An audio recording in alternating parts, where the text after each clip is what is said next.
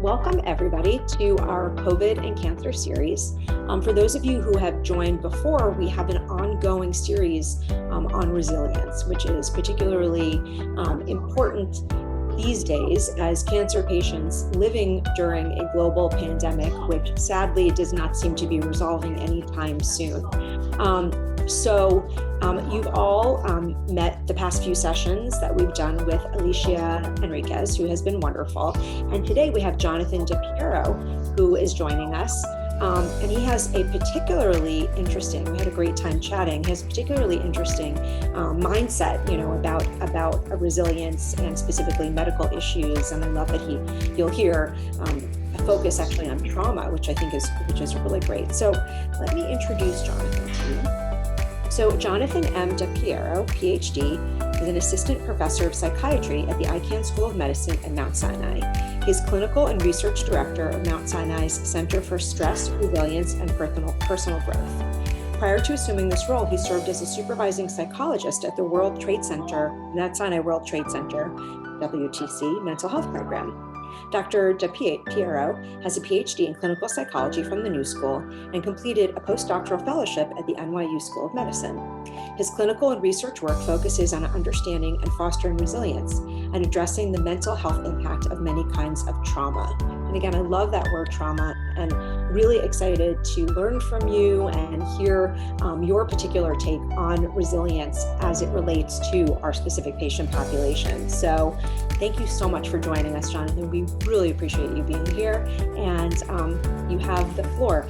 I will make you a co-host because I know that you do have some slides. Can I just jump in? Absolutely. So good afternoon by 8 minutes, everyone. John DePierro, thank you for that introduction, Rachel. And I want to talk to you today about this idea of meaning and purpose. And I bring this up because one of the most important things we found for folks going through difficult and challenging times is to have a sense of what for. Why are they doing this? Why are they keeping at it? Why are they persisting? And what sources of meaning do they have in their life, and how that sense of meaning and purpose is consistent even through a very difficult time. So some of the work that I'll be talking about today is some things that we've learned from our healthcare workers at Mount Sinai as they've dealt with the pandemic. I'll also talk a little bit about work that I've done a couple of years ago now with World Trade Center first responders who are struggling with cancers related to their dust exposure, and how we worked with them to connect to a sense of meaning even amidst multiple moments of suffering in their lives, both the 9/11 experience itself and the experience of contending with a life-altering cancer. You can see my slides now? Good. Can someone who can see the screen read one or two of the quotes on the screen?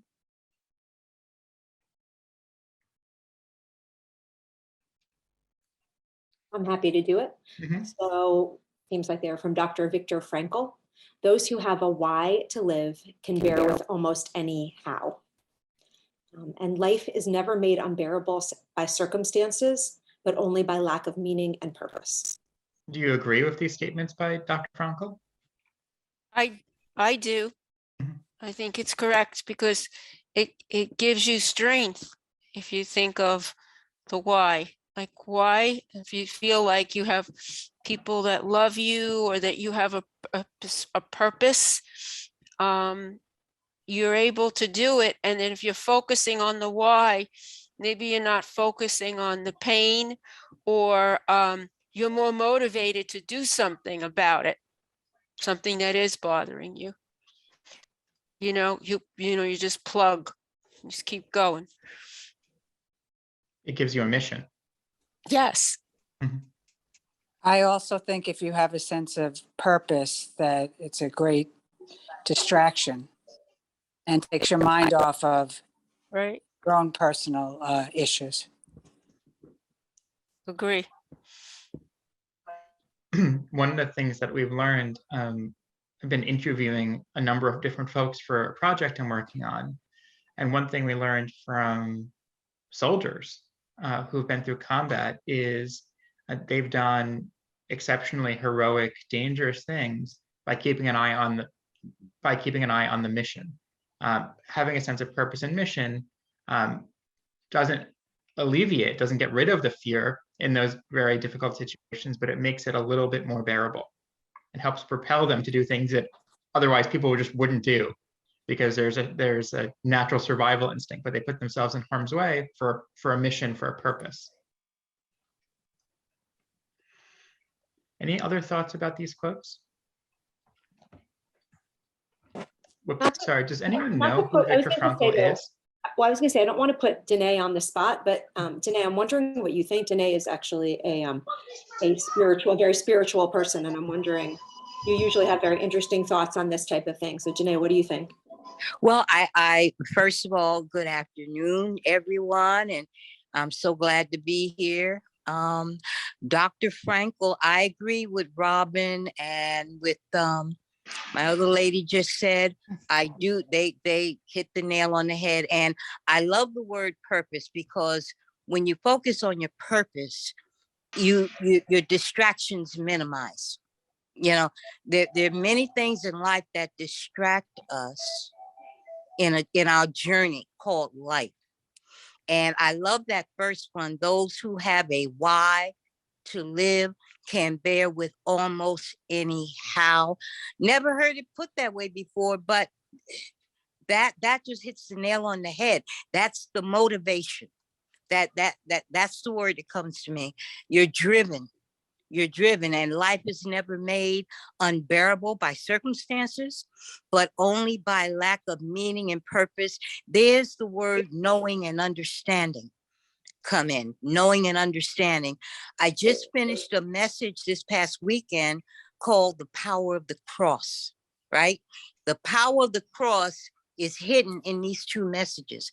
No matter what you're going through, you're carrying a cross every day.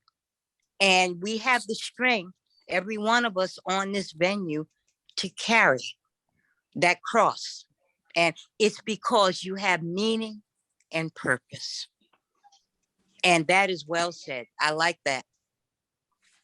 Thank you. That was a beautiful reflection on this. One thing that this brings to mind is the why is different for everyone. Mm-hmm. There's no one why. Right. That's absolutely correct. I agree 200%.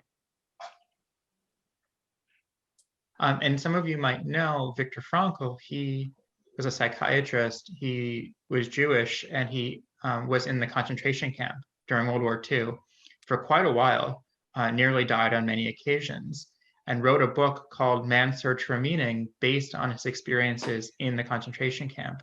I highly recommend this book. You could pretty much get it for free online or on Amazon. I think it's just a couple of dollars or even free.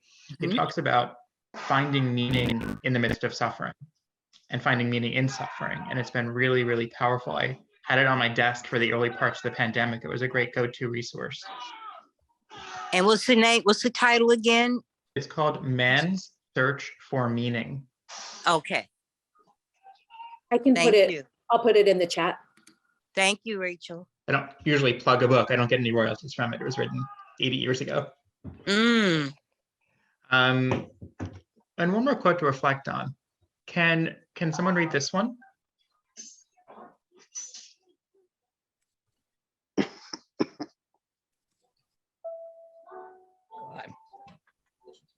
I am happy to read it. Mm-hmm.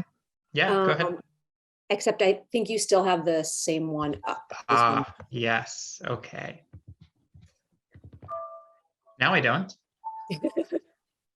Maya Angelou.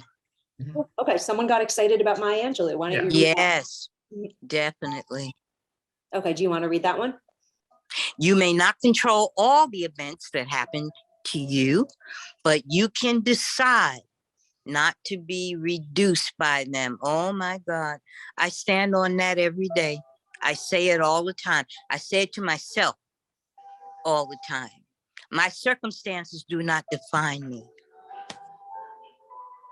Whether it be health, whether it be a situation, whether it be an episode or my children, you just do the best you can, but they don't, your past, they don't define you. It intersects with something that Dr. Frankl said, which is that something along the lines of oftentimes you can't control your situation, what's happening to you, but what you can control is your attitude toward your suffering, your attitude toward what you're facing.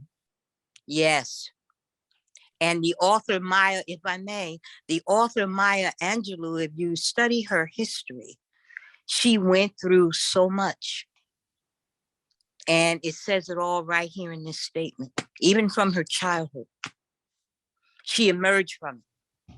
She didn't allow herself to become a slave of it. Thank you, Danae. Does anyone else have any thoughts about this quote or anything else we've talked about just in these first few minutes? I would like to say something. Go ahead. I read Viktor Frankl's work back in the 70s. I'm very familiar. Sorry about that. I didn't mean to unmute you. I Sorry, can you hear me now? Yes. Okay, this is Margaret. Yes. You asked who knew Viktor Frankl. So I wanted to mention that I had read his work in the 70s. Sorry, we're getting feedback and I'm just trying to figure out where. I cannot tell who's getting that echo.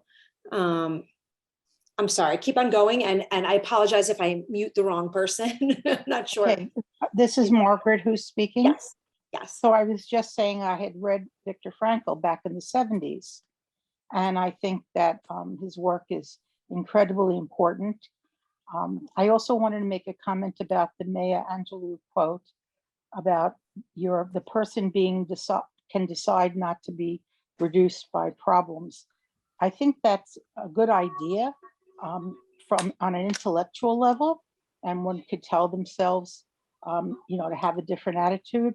But if you've been traumatized in your life, it isn't a matter of emotional and intellectual ability to set yourself straight. You have to work on the inner aspects that may be actually unconscious to the person in order for them to be freed up from the original trauma and be able to embrace life in its fullest in the here and now.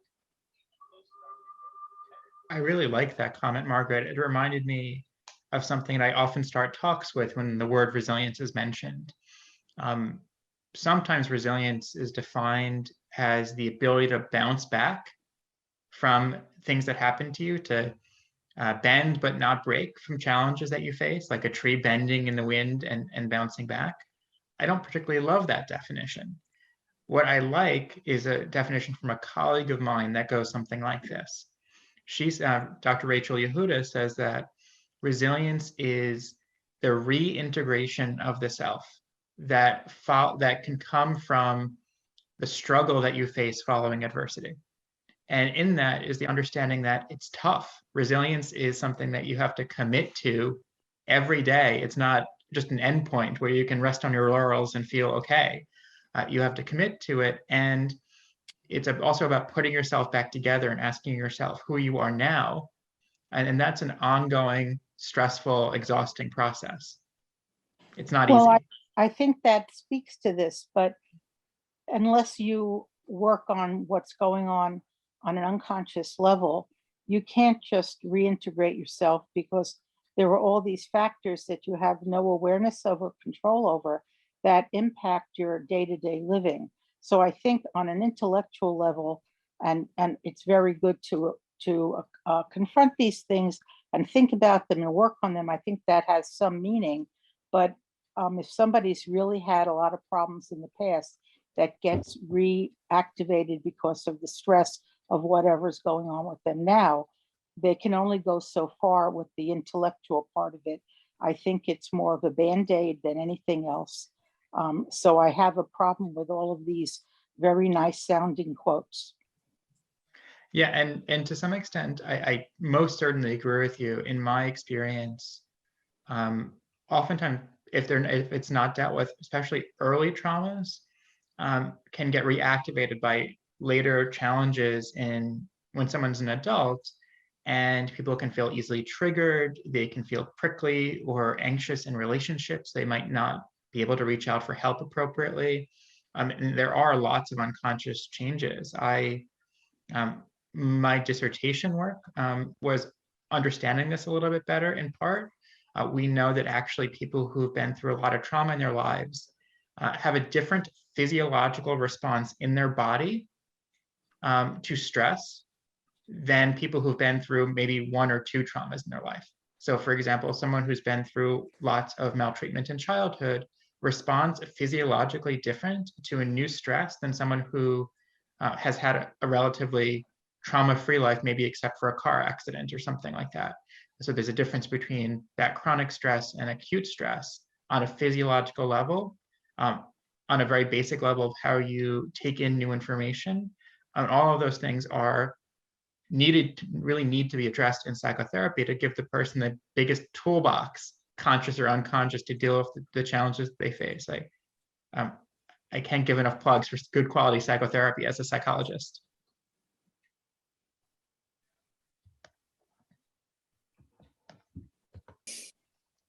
Okay, I agree with you about therapy being very important. And this is also, could I say one other comment? Sure, go ahead. You made a distinction about people who have had just chronic trauma or abuse or whatever versus like a car accident, which is an acute situation. But even people who have had chronic problems or systemic problems at home, they, as an adult or as they live their life, they repeat it all unless they get into treatment to work it out. So they're in a bad place when something like this happens, whether it's 9/11, cancer, COVID, or whatever. So it's not just that it was buried in their childhood and all of a sudden it's resurrected. They've been living it out and transferring it in their life to everything and everyone. So to me, it's very prevalent.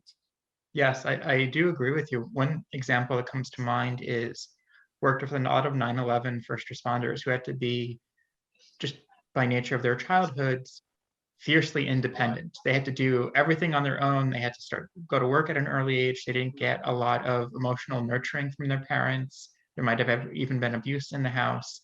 The 9/11 happened, and they had that message of, I have to be independent, I have to deal with it myself, in the back of their minds, which led them really not leaning out to any supports in their life to share how they were feeling and how it impacted them, and certainly not reaching out to therapy. So those old messages that we get in our lives get laid down pretty heavy. And yet I agree with you, Margaret, if we don't challenge those, it can really play out in an unhelpful way when you're an adult and go through a new challenge. Right, I totally agree with you. And I think the example you gave, that the person who was impacted or actually down at down at the World Trade Center or whatever, doesn't, like, they had a lot of people at the time, they offered free therapy for anyone who was down there, and a lot of people refused it. But I don't think it's just that, well, the trauma of 9/11 is, refused. I think that people have been acting, like in your case, in your example, that someone is acting independent in their life, and it affects all of their friendships or relationships, etc. It's been an ongoing way of life for them. It doesn't just get brought up when there's an actual trauma like 9/11 or now COVID or whatever, or cancer.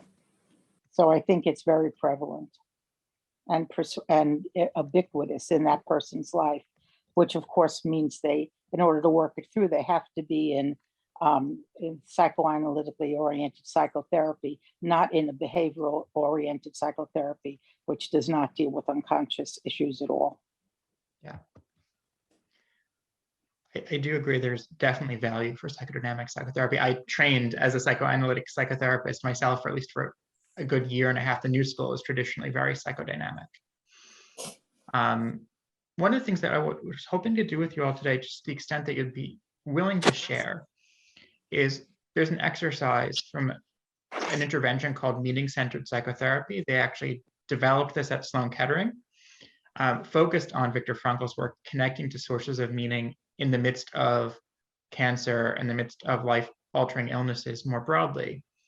And it asks you to reflect on 1 or 2 times when life felt most meaningful. It could be a moment, an event, a difficult time that you went through, or a time when you felt most alive.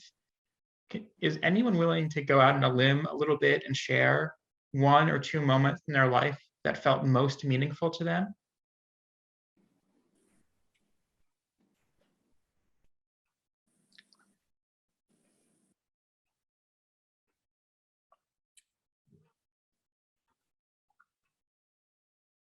I don't think, it's not that I'm not willing to go out on a limb. I think we're sort of trained as cancer survivors to appreciate every single moment of every single day. So it's hard, to say there's one particular moment. It can be the birth of a grandchild. Could it be a birth of a grandchild, or, knowing that you made it to your child's wedding or graduation? Because that's the small accomplishments to me are the bigger ones. You had mentioned, Robin, that you're sort of trained to see every day as meaningful. Yes. Do It others doesn't agree? work though. It doesn't Yeah. always work. It's work. But we're, and I think so, it's not always a fair statement that you have to appreciate every single day, because we know the alternative type of saying. It's not always easy and not always fair, but it doesn't have to be major accomplishment for me to appreciate it. I think that's what I'm. Can I ask you a question, Robin, now that you brought it up? Is that something that you had to actively commit to? It sounds like you're saying it's not easy. And how do you do it? How do you focus on the meaning in each day, personally? I do have to actively commit to it, because unlike many of the other cancer survivors, I do not have a reoccurring cancer, but I have a reoccurring condition that can be very life-altering. So I do have to commit each day to appreciate, to know that one day is not always the same, and that there are many, many great moments, although there are many struggles as well. So I do have to remind myself sometimes that, today is not as bad as maybe tomorrow will be. It's just a bad moment. Is that what you're looking for? Yeah, there's no right or wrong answer. Okay. I think that's a really good perspective, that committing and seeing the meaning in your daily life, especially as you're struggling with chronic medical conditions. I agree. Most people would say that takes quite an effort.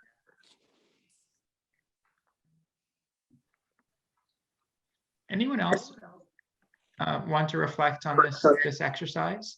Do you all agree with Robin that going through these battles with cancer has led you to see the meaning in every day?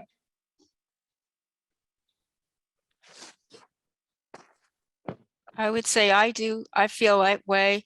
I feel like before my cancer, there are lots of things that have maybe happened that I would have taken a lot more seriously and complained about. And now I'm like, well, I'm happy I'm here. I'm happy that I'm seeing this.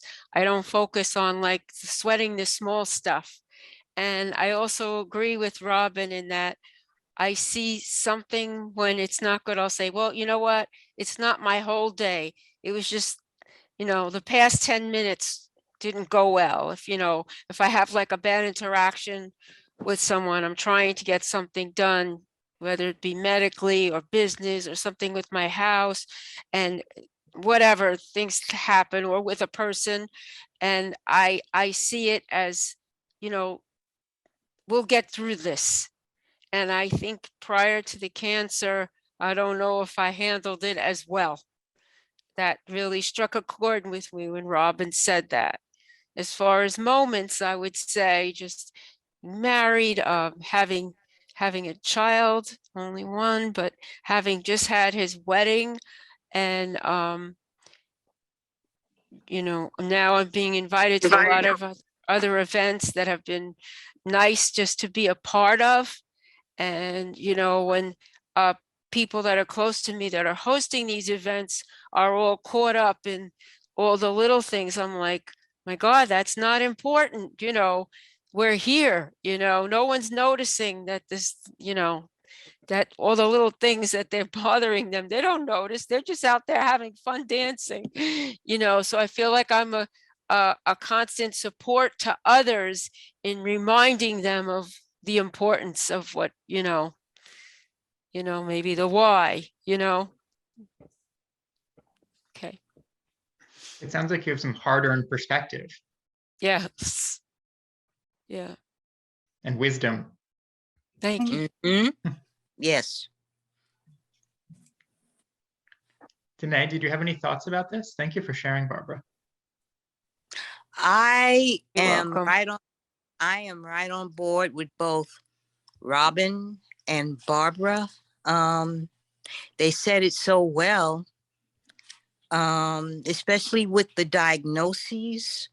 I mean, things had happened in my life, even before, it's pre-diagnosis that I struggled through and I emerged from. And I made, in some instances, mountains out of molehills.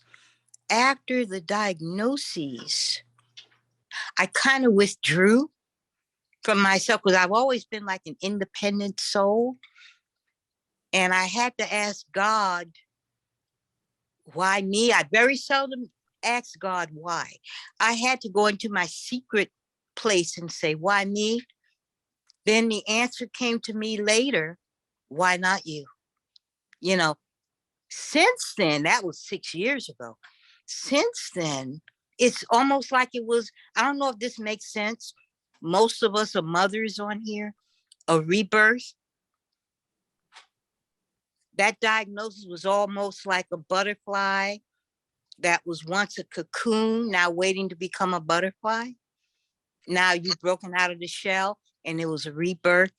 So the small stuff no longer became such big stuff.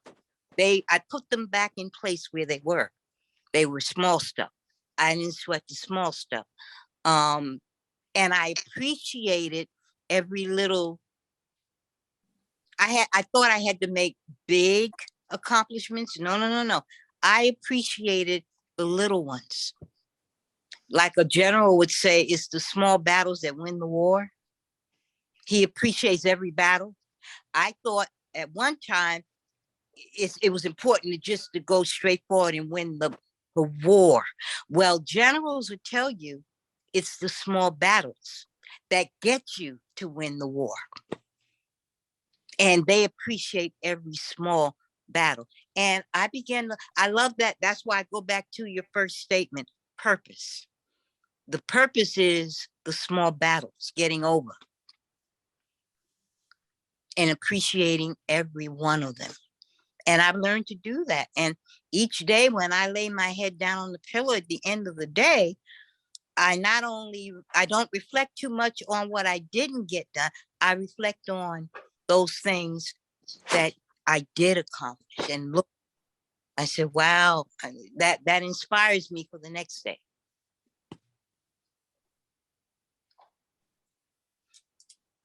I hope that all made sense, especially with the rebirth. It did. As you were talking, Danae, one thing that came to mind is that we should hire you all to speak to some of our doctors because they really struggle with this. You know, we've done workshops around resilience with about 250 times over the past couple of years with our healthcare workers as they're dealing with the pandemic and other things. And pretty much across the board, one thing that they tell us, especially the residents, the fellows, the physicians, is that they really struggle with focusing on things that went well. They're trained very early on to focus on things that went poorly to do better, or kicking themselves, second guessing themselves, which drives them to do a little bit better, but they miss out on all the things that went well. So they don't have that cushion to fall back on when they have a bad day. They only remember the negative things. They only think about negative things that might happen. They can't even conjure up what went well today. I ask the question and I get confused faces. They have a lot to learn from you.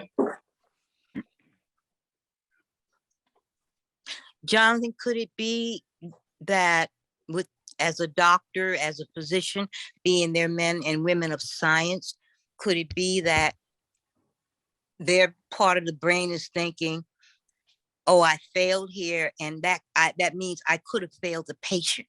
I should have done better. The patient could have lost their life because I didn't do this. Could it be that type of thinking? Yeah, there's a lot of shoulds and coulds and musts in people's thinking, but it causes them to ignore even when things go well. And it sounds like Danae and Barbara, others, you've trained your brain to focus on, attend to, and remember things that are going okay, things that are small victories, small moments of joy. I was just outside today, my flowers are blooming. Noticing those things. You've trained yourself to notice these things, especially if you weren't that way before. Am I right? Yes. Yes. Yes. That's pretty special. Absolutely. Most people, the day goes by, they don't even stop to literally smell the roses or see them. They walk by beautiful, pleasant things in their life.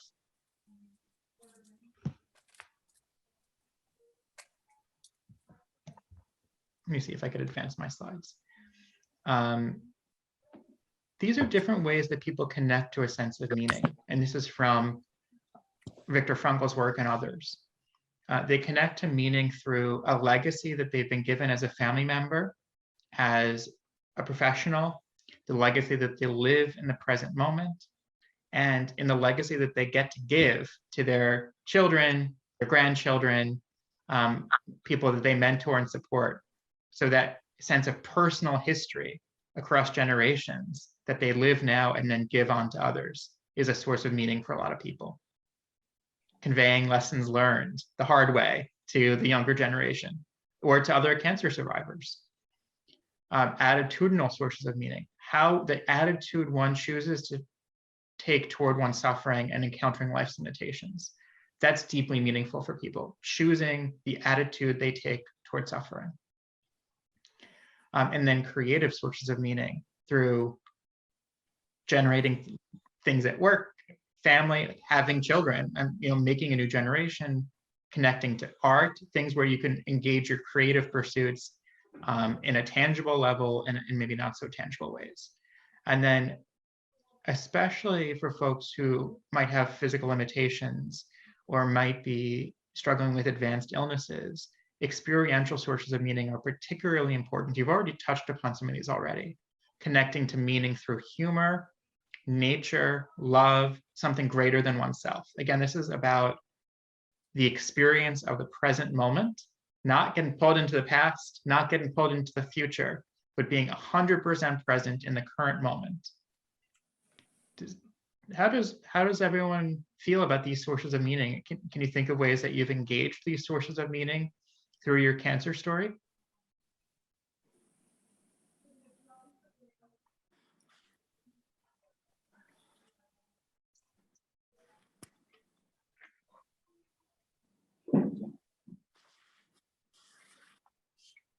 Yeah, Barbara, you don't have to raise your hand. Well, I would just say, like, when you say as a mentor to others, I think being part of Woman to Woman and part of another group through Share, which focuses on my cancer, I think, and you say mentor, I think that by us sharing with each other and giving each other ideas and hope, I think that that really helps us, and that gives us a source of meaning, a great deal of meaning. And there's always someone there that maybe has had an experience similar to yours or that we can, or I can share with them, and I could relieve them.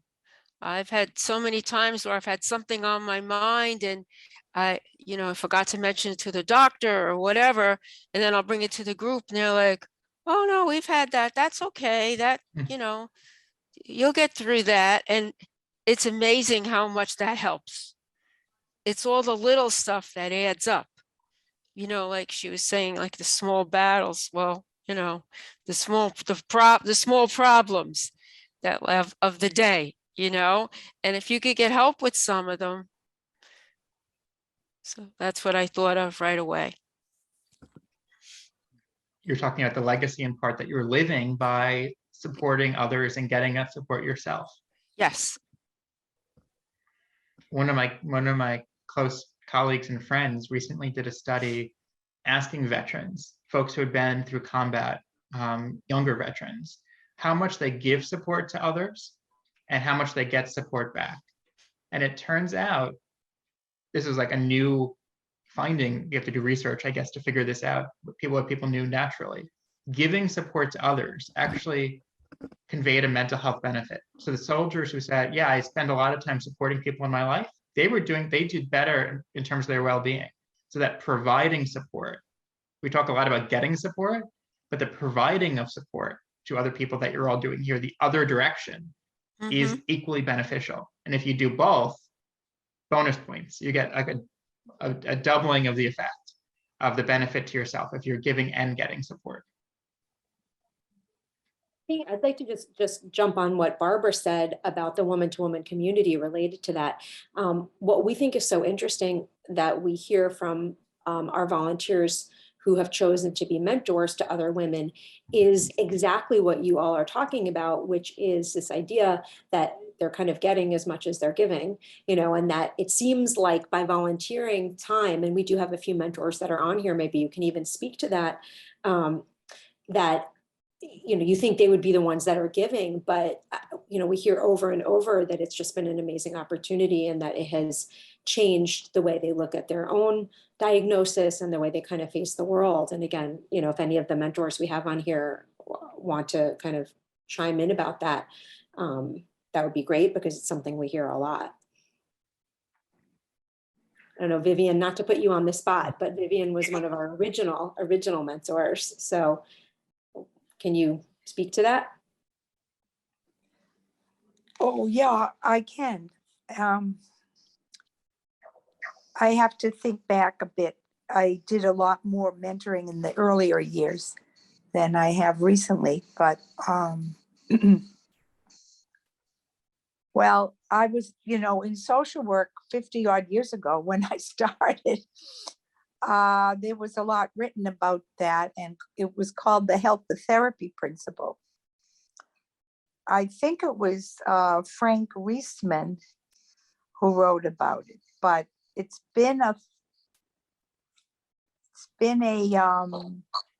long-standing what's the word? There's been a long-standing understanding of that idea, and it's important. And I felt, first of all, helping individual people was so critical in the beginning.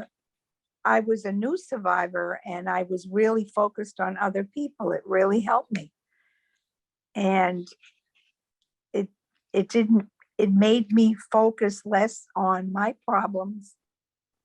Also gave me purpose. And it's very good feeling to put your diagnosis to use, to feel as though you're going to make a difference in other people's lives by having had this cancer. It really, in a way. And then when I wrote the newsletter, I really felt like I was educating people, making a difference in that regard, in a creative way, but also in a actual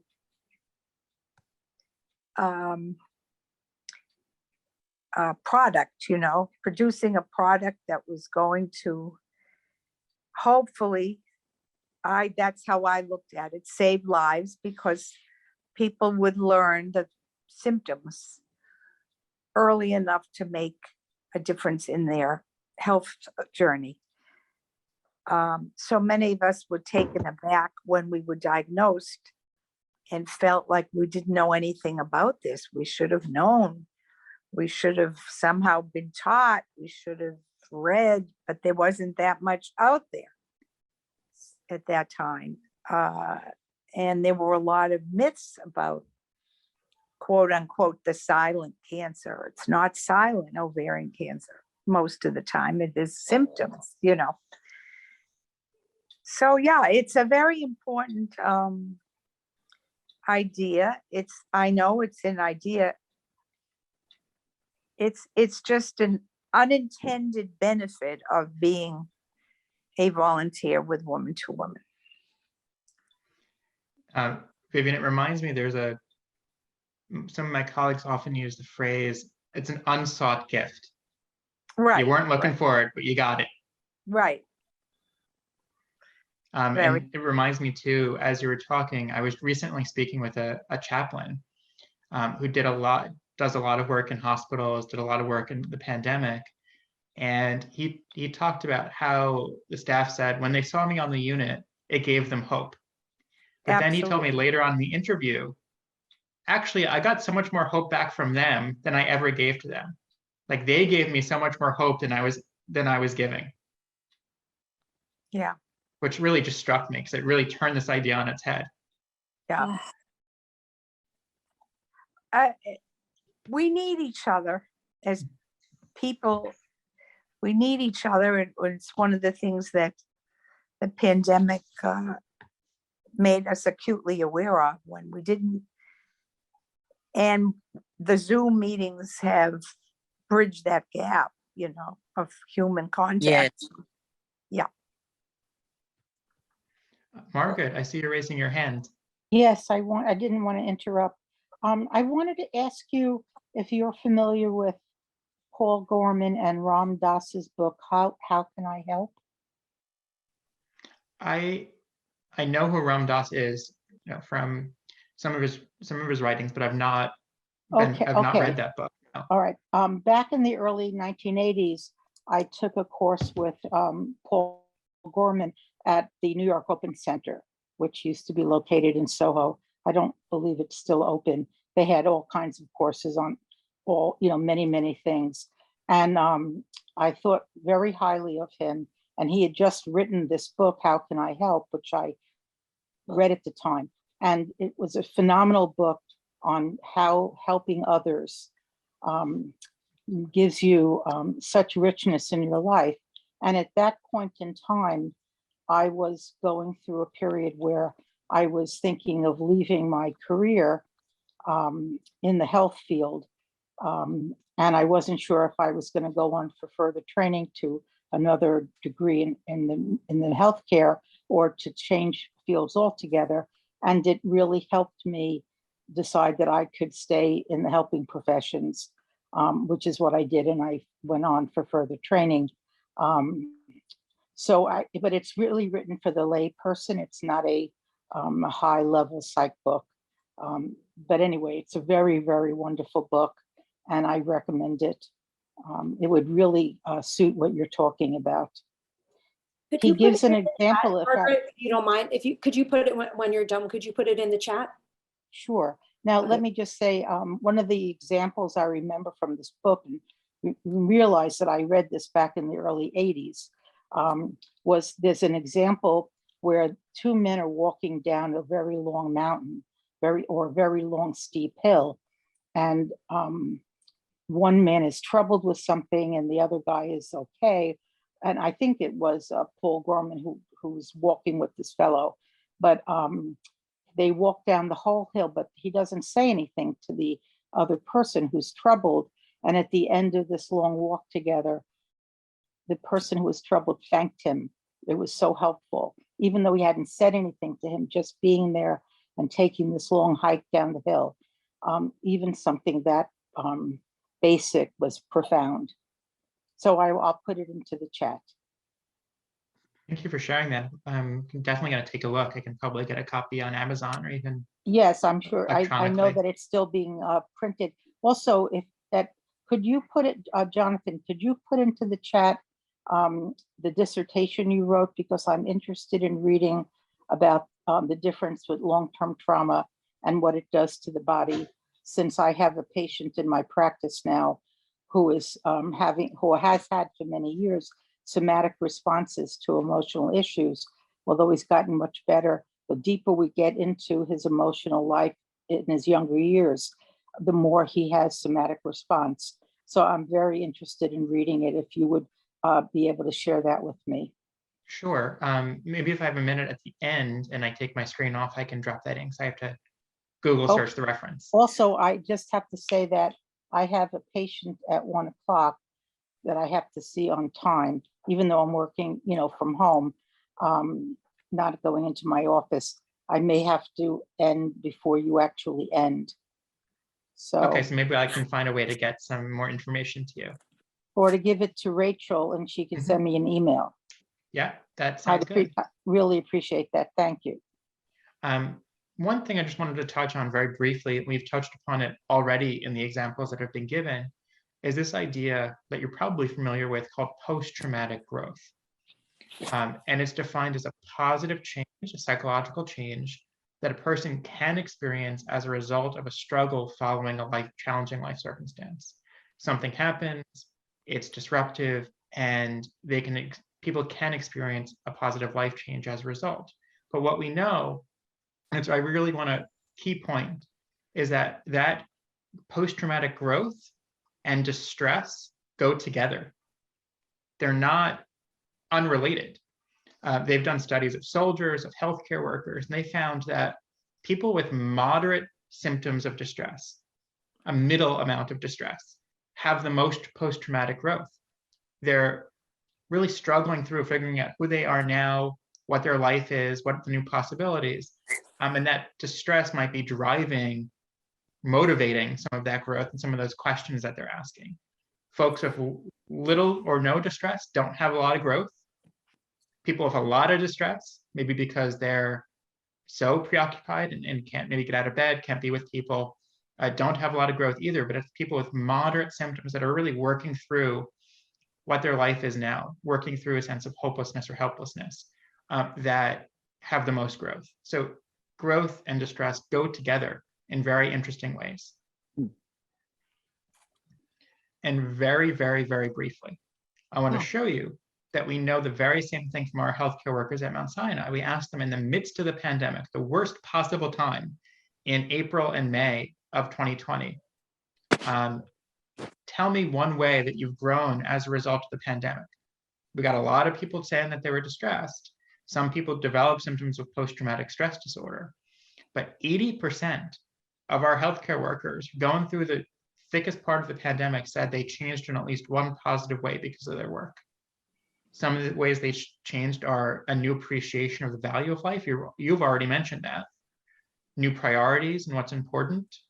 New sense of closeness with others. They were in the trenches with people. They developed bonds in those trenches. They learned how wonderful people were. They had a new sense of their personal strength, new sense of life possibilities. Some nurses decided to not do bedside nursing anymore and go back to graduate school. And lesser people, but still some people, said that they changed in one positive spiritual way, better understanding of spiritual matters, stronger religious faith as a result of the pandemic. And I was going to pose this question to you, but you've all already answered it. Would you say yes to any of these questions now based on your cancer story?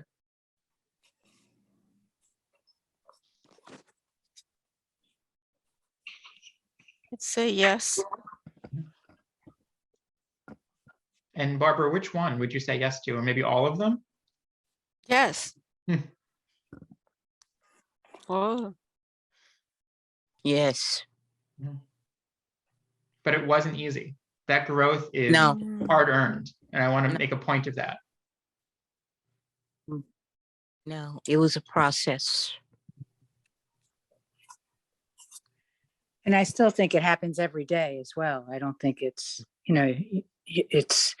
we are where we are, and we continue to grow. We continue to evolve. We can, at least, if we choose to. Mm-hmm. Yes. I'm going to take my screen share off for the last few minutes. Maybe we can just talk a little bit about what this presentation is like for you all. What did you all think of what I brought today? I think you put it all together and made us realize, in some cases that we're lucky, and that we have a better sense of self and are able to be better human beings, because of what we've been through. Yeah. It was an enlightenment. That's the word that comes to my mind. Enlightenment, an eye opener, awakening. Eye opening. Wow. Mm-hmm. Anyone else any thoughts about conversation today? Well, I could say my feelings about it. I thought it was very useful. You're presented in a very meaningful way, and it's very good. I can say that this is something I've been doing all along, long before I was ever ill, especially on the chart you just showed. So I think that the biggest challenge here is not necessarily reach out to the people who are already active in this woman-to-woman group or larger group, but the people who don't even know they should be reaching out to others or sharing anything at all. And that's a really hard thing to do. But I was very happy that I tuned in today. And I thank you very much. Thank you. And thank you for your really good questions and comments. You're welcome. And you raised an important point. Loneliness, social isolation are really devastating, especially when you're going through something really challenging. And we want to counter that as much as possible. That's changeable, mostly. It's a changeable thing that has drastic life consequences. I can say so the more you can bring more people into the fold, the better.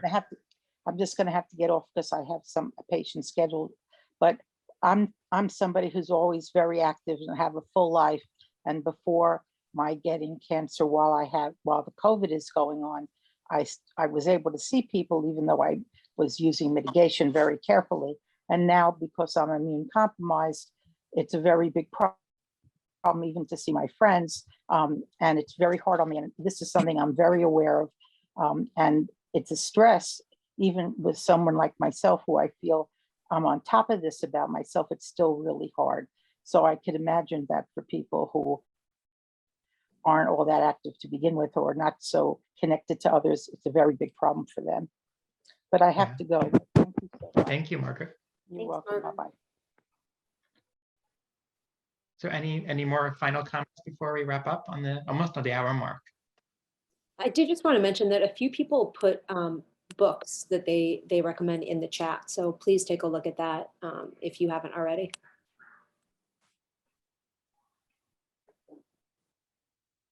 Thank you, everyone. Thank you very much. Thank you so much. That was great. Really, really interesting and a really different take on resilience, this word of meaning. And I think, again, what you said, I think seems like it was very validating for a lot of women on here, to just using the word trauma alone to kind of acknowledge that cancer in and of itself is traumatic. The diagnosis, the treatment, and that it lingers. I think Robin's the one who said that, even though her diagnosis was many years ago, the effects still are affecting her life day to day. And those are even kind of mini traumas, and the fact that you can't get back to who you were before this. I think it's exactly what you were talking about, that you are a different person than before you had this experience, this trauma happen to you of cancer, of the pandemic, of whatever else might be going on in everyone's lives. So it was really interesting to have kind of the almost academic and intellectual lens of looking at, illness, because I think in a lot of these groups, we focus a lot on the emotional and psychological or psychosocial. And I think that, again, this was sort of an academic way of looking at it. And I thought it was really, really interesting to hear. So, and thank you all for participating. Really interesting comments. Thank you, Rachel. Thank Thank you. Thank you, Jonathan. Thank you, Rachel. Thank you, Jonathan.